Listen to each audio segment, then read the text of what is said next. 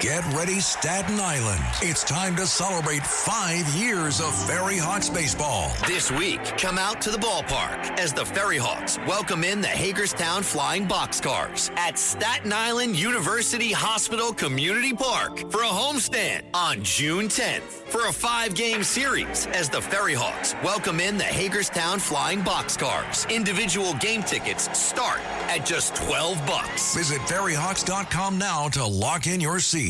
Listen, all you New Yorkers. UP, taxi. Okay, man, we're looking around. This is the 77 WABC minicast. Yeah. Oh, okay. It's 7 past the hour. Walter Sterling, the other side of midnight. What does that mean? It means there are two sides to midnight. Even with your limited skills in math and mine, I can figure out that there are two sides to something. Halves. One side is midnight. That's where normal people work. That's the end of their first shift. They go home. They drink too much. They pass out. They think they're falling asleep, but they're not. They're passing out. And then there's us.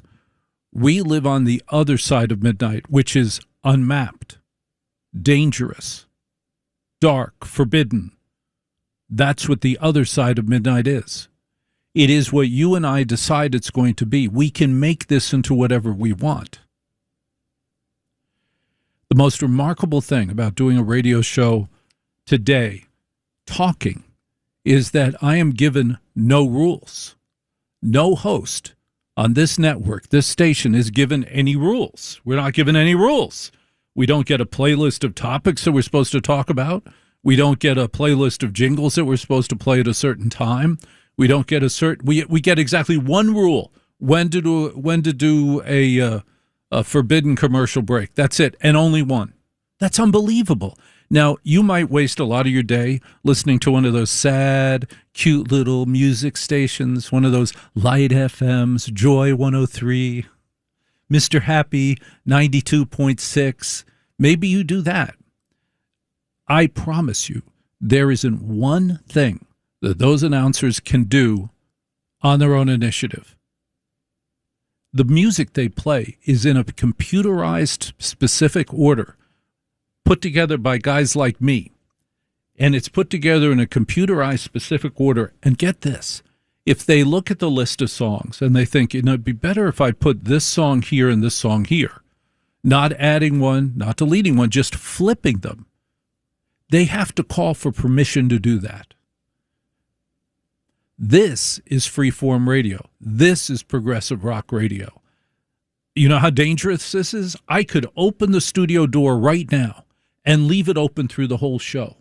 You could hear ambient sound, just like it was in 1968 at progressive rock stations, where you'd hear dogs barking in the hallway. Ooh, that was cutting edge. Ooh.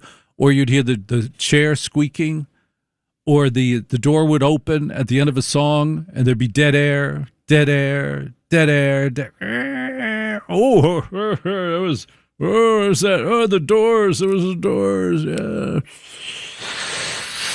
Okay, none of that exists in music radio anymore, and it's tragic, but it exists here with Walter Sterling on the other side of midnight. You and I talked about this well-known UFO story, that's been bandied about since 1952 for 70 years. The flying saucers over the White House.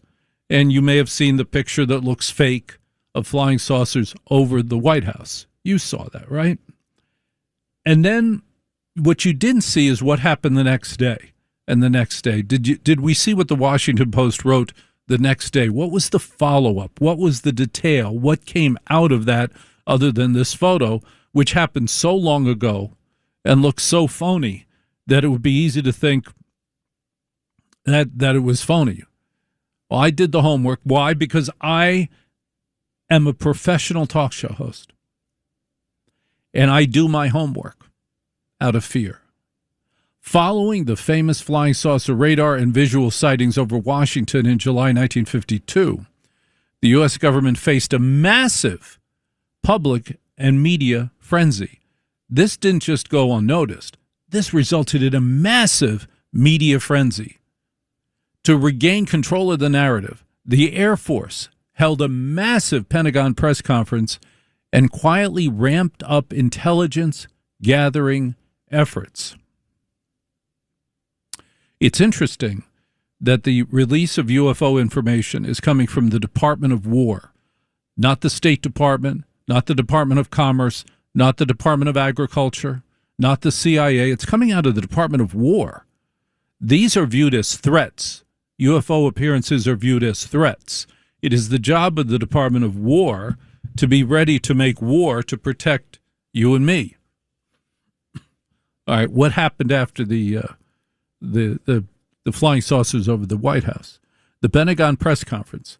On July 31st, 1952, the Air Force held its largest press conference since World War II.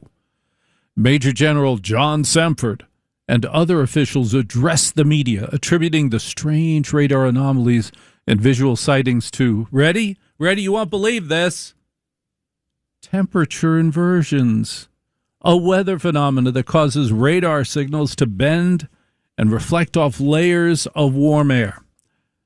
Then they started Project Blue Book, and you've heard about Project Blue Book thanks to All Night Talk Radio. That is where Project Blue Book primarily exists. Thanks for listening to The Other Side of Midnight with Walter Sterling. You can listen to The Other Side of Midnight Monday through Friday from 1 a.m. to 5 a.m. If you like the podcast, share it with your friends and listen anytime at WABCRadio.com and download the WABC Radio app. Hit that subscribe button on all major podcast platforms. Plus, follow WABC on social on Instagram, TikTok, Facebook, and X. See you next time for a new episode so you never have to wonder. What the heck is going on here?